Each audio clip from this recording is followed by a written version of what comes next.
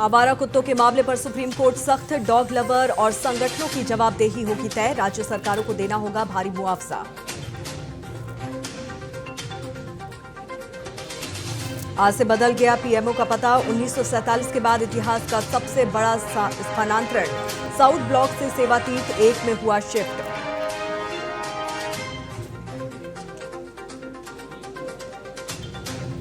दिल्ली में ताबड़तोड़ फायरिंग, कोई हताहत नहीं, पोस्ट कर हमलावर ने खुद को बताया लॉरेंस बिश्नोई का समर्थक।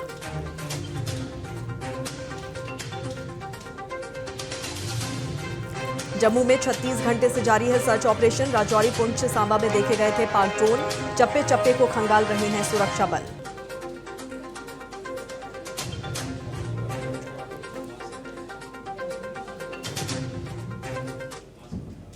नमस्कार, आप देख रहे हैं टीएनपी न्यूज। आपके साथ मैं हूं अंकिता और खबरों की शुरुआत बड़ी खबर के साथ करते हैं। आवारा कुत्तों के मामले में सुप्रीम कोर्ट सख्त, डॉग लवर और संगठनों की जवाबदेही होगी तय, हर चोट या मौत की जिम्मेदारी होगी तय, ये कहना है सुप्रीम कोर्ट का। राज्य सरकारों को देना होगा भारी मुआवजा, ये बड़ी खबर आपको बता दें। आवारा कुत्तों के मुद्दे पर आज सुप्रीम कोर्ट में सुनवाई हुई। सुप्रीम कोर्ट ने आवारा कुत्तों के बढ़ते हमलों और उनसे होने वाली मौतों पर बेहद तल्ख रुख अख्तियार किया। जस्टिस विक्रम नाथ, जस्टिस संदीप मेहता और जस्टिस एनवी अंजारिया की बेंच ने स्पष्ट कर दिया कि अब कुत्तों के हमलों के लिए न केवल जिम्मेदार अधिकारी बल्कि उन्हें खाना खिलाने वालों की भी जवाबदेही तय की जाएगी। कोर्ट ने चेतावनी दी है कि बच्चों या बुजुर्गों के घायल होने या मौत होने की स्थिति में राज्य सरकारों को भारी मुआवजा देने का भी जल्द आदेश जारी किया जाएगा। सुप्रीम कोर्ट ने साफ कहा कि खुद को कुत्तों के हितैषी बताने वाले इन जानवरों को अपने घर ले जाएं। जहां इंसान स्थायी रूप से नहीं रह सकते, वहां जानवरों की मौजूदगी को भी अनिवार्य नहीं माना जा सकता।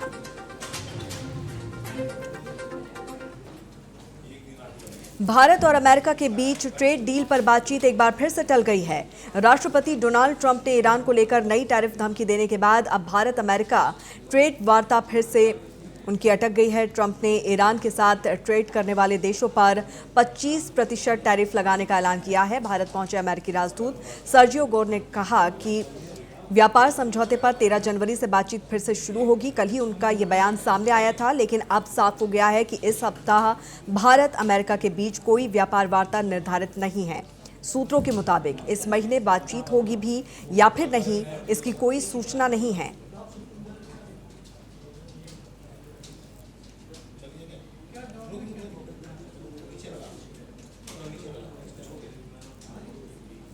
केंद्रीय मंत्री किरण रिजिजू लखनऊ दौरे पर हैं। किरण रिजिजू ने कहा कि भारत के ग्रामीण क्षेत्रों को विकसित बनाने के लिए प्रधानमंत्री नरेंद्र मोदी ने संकल्प लिया है।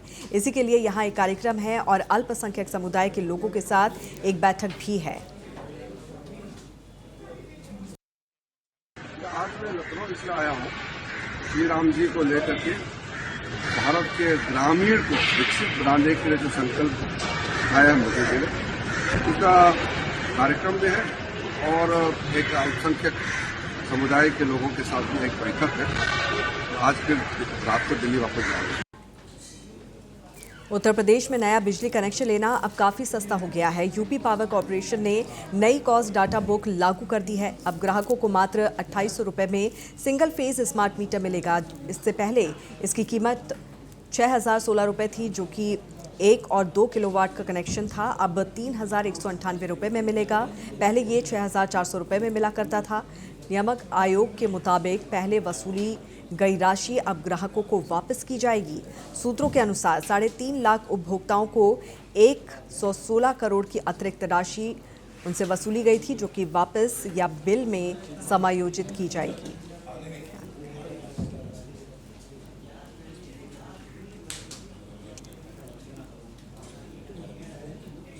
और इस बीच बड़ी खबर आपको बता दें, जम्मू में 36 घंटों से सर्च ऑपरेशन जारी। सेना, पुलिस और एसओजी का संयुक्त अभियान, सीमा पर चप्पे चप्पे को खंगाल रहे हैं सुरक्षा बल। ये बड़ी खबर आपको बता दें, राजौरी, पुंछ में देखे गए थे पाक ड्रोन। जम्मू के कई सरहदी इलाकों में पाकिस्तान ड्रोन देखे जाने के बाद सुरक्षा एजेंसियां हाई अलर्ट पर हैं। इस घटना के 36 घंटे के बाद भी जम्मू में सुरक्षा बल सरहद के चप्पे चप्पे को खंगाल रहे हैं। सीमा पर घने कोहरे और हड्डियां गला देने वाली ठंड के बीच सुरक्षा बल हर साजिश का मुंहतोड़ जवाब देने में डटे हुए हैं। सुरक्षा बलों ने जम्मू सांबा और कठुआ के उन 2 दर्जन से ज्यादा आतंक के पारंपरिक रूटों को खंगाला, जहां से पाकिस्तान के ये दहशतगर्द भारतीय सीमा में दाखिल होते हैं। सुरक्षा बलों ने, जिसमें जम्मू कश्मीर पुलिस और जम्मू कश्मीर पुलिस का स्पेशल ऑपरेशन ग्रुप शामिल है। आपको बता दें कि रविवार को सांबा, राजौरी और पुंछ सेक्टर में पाकिस्तानी ड्रोन देखे गए थे। इसके बाद से ही सुरक्षा बल सतर्क है।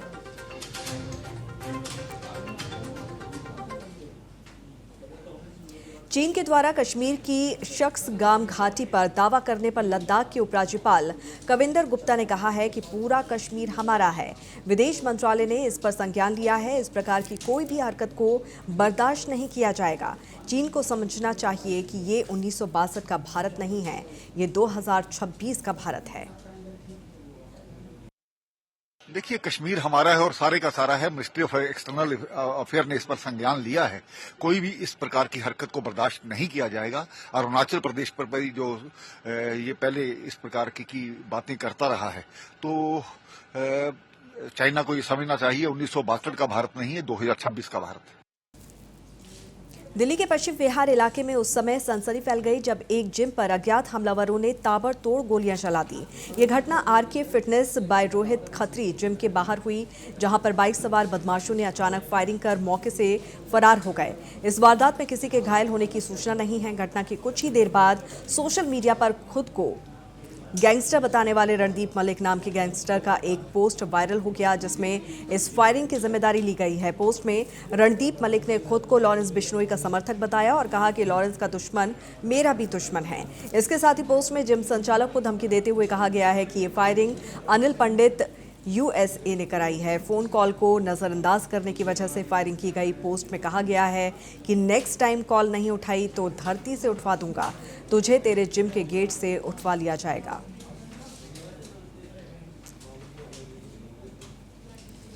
भारतीय सेना प्रमुख जनरल उपेंद्र द्विवेदी ने कहा कि ऑपरेशन सिंदूर अभी भी जारी है और सेना पूरी तरह से सतर्क है।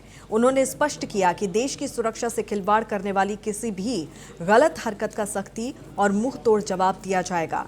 सेना सीमाओं की रक्षा के लिए हर परिस्थिति में तैयार है और राष्ट्रीय हितों से कोई समझौता नहीं किया जाएगा।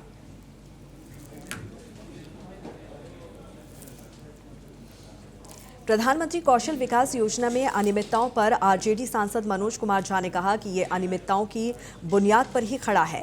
मैं दर्जनों उदाहरण दे सकता हूं कि कैसे फेक बिल्डिंग में चीजें चल रही हैं। सीएजी ने इसे फ्लैग किया और इसको गंभीरता से देखने की जरूरत है। ये अनियमितताओं की बुनियाद पे ही खड़ा है।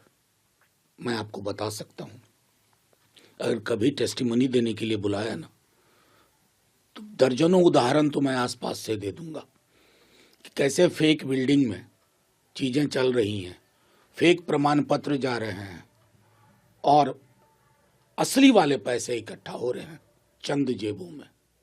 मैं समझता हूं कि शायद अगर सीएजी ने ये फ्लैग किया है तो इसको गंभीरतापूर्वक देखने की जरूरत है।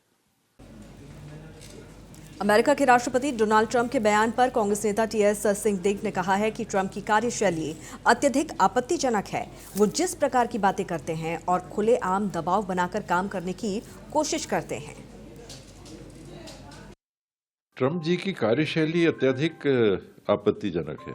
वो जिस प्रकार की बातें करते हैं और जिस प्रकार का खुलेआम दबाव बना के काम करने की कोशिश करते हैं, ये किसी स्थिर अंतर्राष्ट्रीय व्यवस्था का हिस्सा नहीं हो सकता। और वो बोल रहे हैं तो सुनना पड़ता है।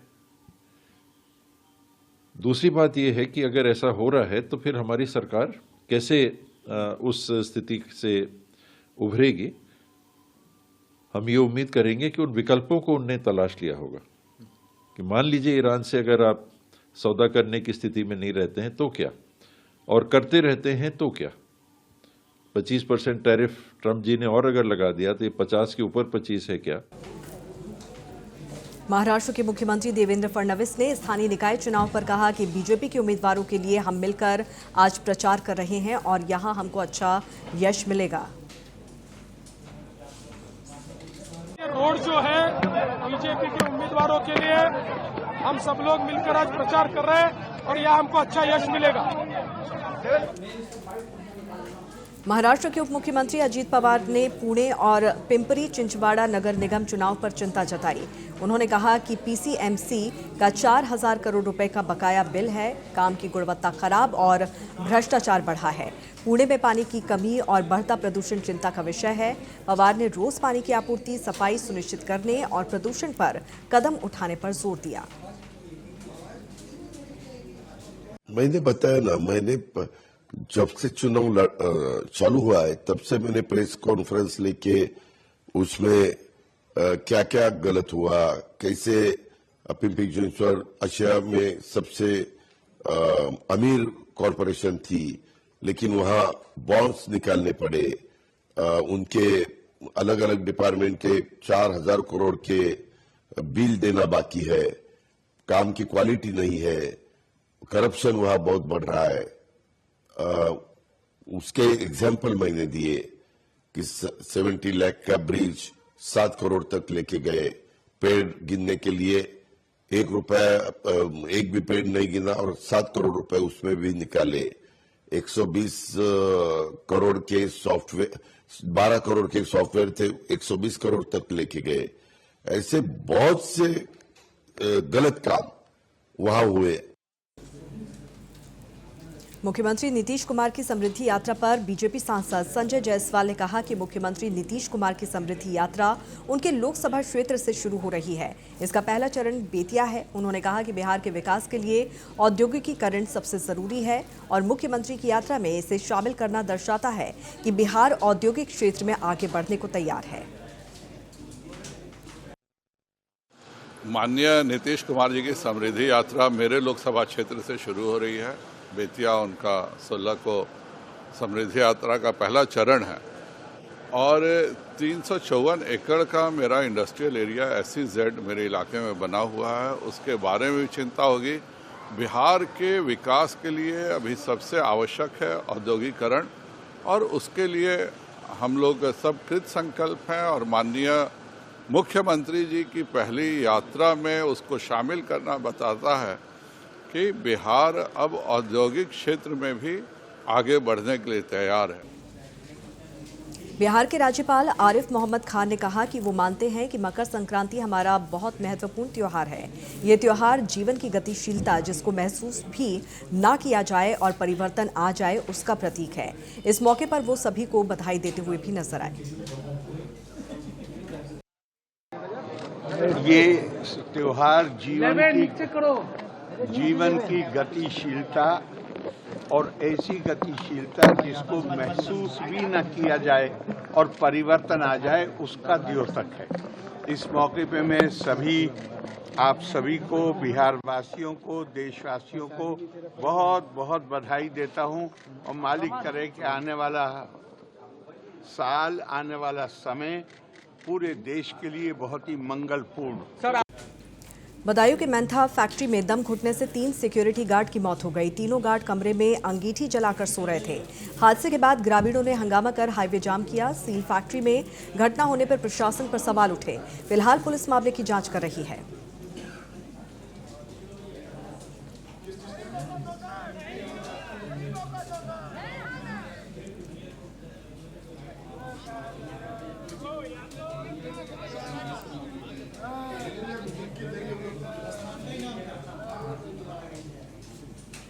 नोएडा में पुलिस कमिश्नर लक्ष्मी सिंह ने पुलिस अधिकारियों के साथ क्राइम मीटिंग कर कानून व्यवस्था की समीक्षा की।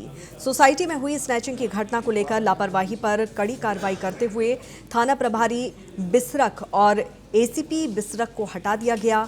बैठक में कई अधिकारियों को फटकार भी लगाई गई, जिससे पुलिस महकमे में हड़कंप मच गया।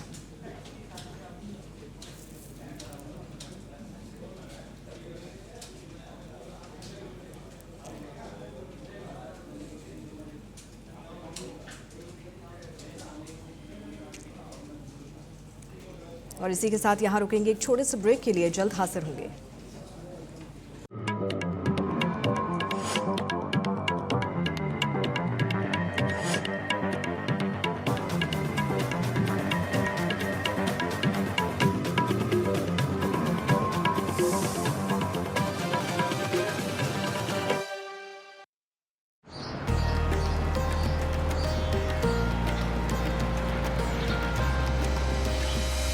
माघ मेले की भव्यता और पवित्रता का एक बार फिर विश्व देखेगा नया स्वरूप।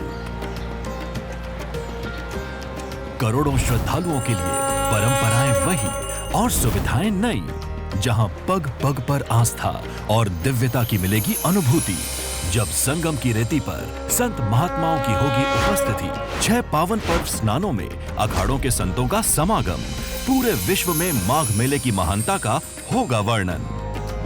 यशस्वी प्रधानमंत्री नरेंद्र मोदी जी के मार्गदर्शन और माननीय मुख्यमंत्री योगी आदित्यनाथ जी के नेतृत्व में माघ मेला 2026 आस्था की लहराती पताका, विकास की नई गाथा, काम दमदार, डबल इंजन सरकार। Signature Packaged Drinking Water presents the Mangrove Regeneration Pledge. From the coasts of Odisha, for the ones who stood by us, we stand by them. Come join the Mangrove Regeneration Pledge by Signature Packaged Drinking Water. One with nature, my signature. They said I'm too confused, that I have too many dreams. I said I'll make every dream come. I'm a visionary at UPES University. I am tomorrow. अरे ऋषि, आज school नहीं गए? 3 महीने से fees नहीं भर पाई तो निकाल दिया स्कूल ने। कहीं आपके बाद आपके बच्चों के सपने न टूट जाएं। आज ही लीजिए पॉलिसी बाजार पे 2 करोड़ का टर्म लाइफ इंश्योरेंस, सिर्फ 690 रुपए महीने से शुरू। आपका मन पसंदीदा चैनल टीएनपी न्यूज अब उपलब्ध है डीडी फ्री डिश के चैनल नंबर 98 पर। जुड़े रहिए टीएनपी न्यूज के साथ। गगनचुंबी शहरों से खेत खलिहान तक, सितारों की दुनिया से गांव की हकीकत तक, सोना चांदी और सेंसेक्स से आपके चूल्हे चौके तक, टीएनपी न्यूज की नजर हर तरफ, हर खबर। न्यूज चैनलों के इतिहास में सबसे अनोखी क्रांति। देश के हर गांव में मुश्तैद 3.5 लाख रिपोर्टर्स।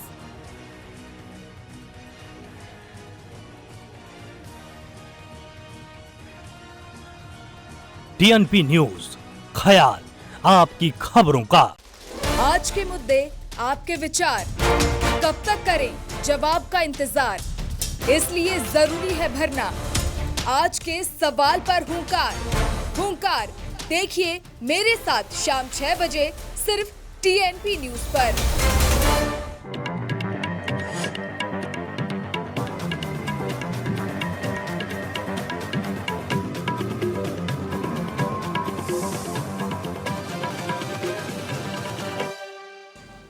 और ब्रेक के बाद खबरों में आगे बढ़ते हैं। मथुरा में पिछले साल 28 दिसंबर को अनीता नाम की महिला की हत्या मामले में पुलिस ने बड़ी कार्रवाई की।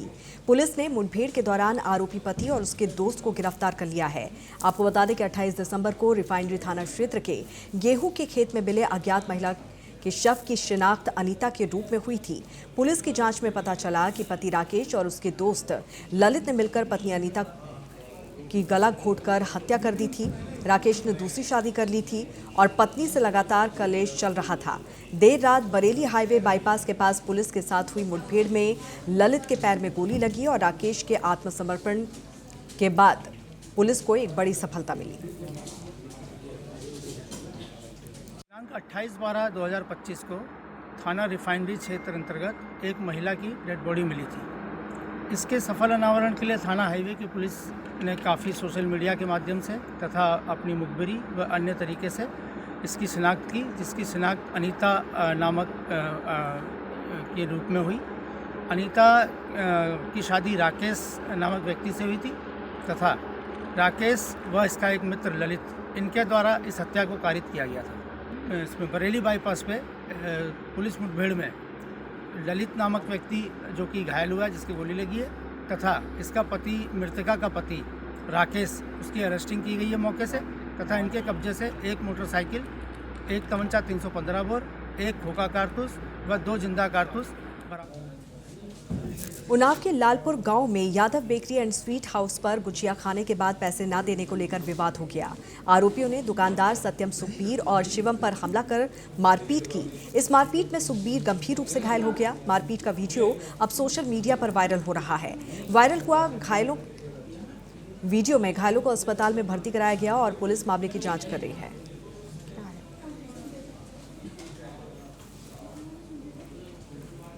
यूपी के कानपुर में दो पक्षों में मामूली बात को लेकर खूनी संघर्ष हो गया, जहां एक पक्ष के दबंगों ने धारदार हथियार से दलित परिवार पर हमला कर दिया। इससे घटना में दलित युवक की मौत हो गई और परिवार के कई लोग गंभीर रूप से घायल हो गए। सूचना पर पहुंची पुलिस ने मामला दर्ज कर आरोपियों की तलाश शुरू कर दी है। मध्य कासूनी एवं विवाद हो गया, जिसपे गोमती पुत्री देवकी नंदन द्वारा एक तहरीर दी गई। थाना सिवली पे अभियोग पंजीकृत किया गया और गोमती के माता पिता देवकी नंदन एवं ममता को सीएससी सिवली उपचार हेतु भेजा गया, जहां से उन्हें गहन उपचार हेतु हैलट कानपुर नगर रेफर किया गया।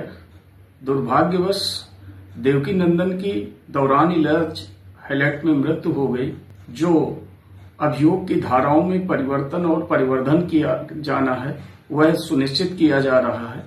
साथ ही अभियुक्त गणों की गिरफ्तारी के लिए टीमें गठित की गई हैं, जिसे शीघ्र ही सुनिश्चित किया जाएगा।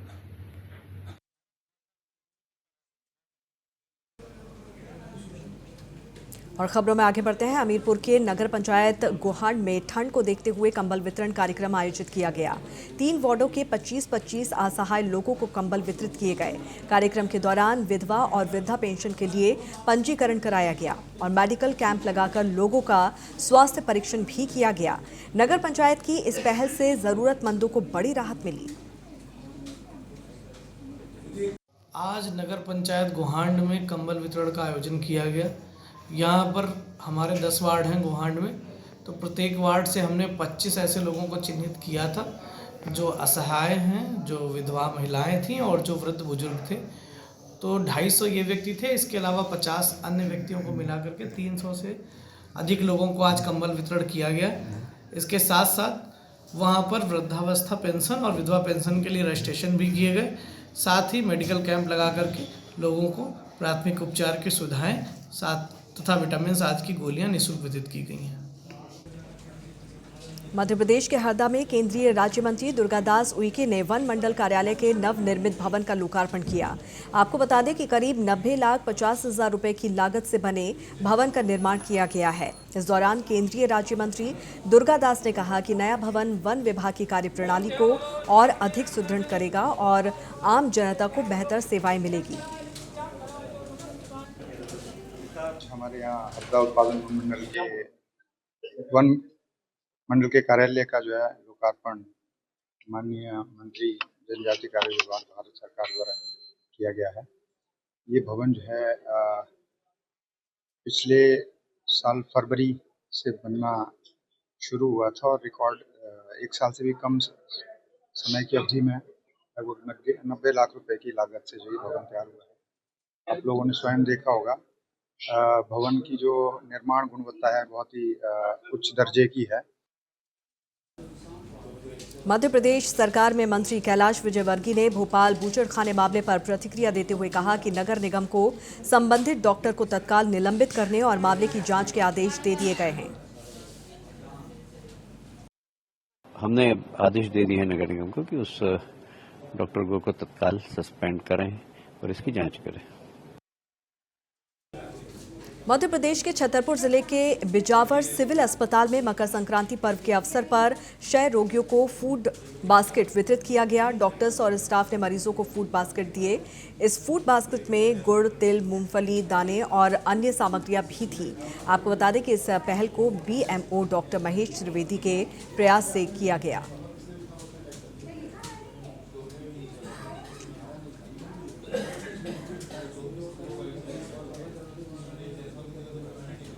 छतरपुर जिले में पीपर थाना क्षेत्र की एक महिला के साथ हुई मारपीट और जाति सूचक गाली गलौज की घटना को लेकर कुशवाहा समाज ने उग्र प्रदर्शन किया।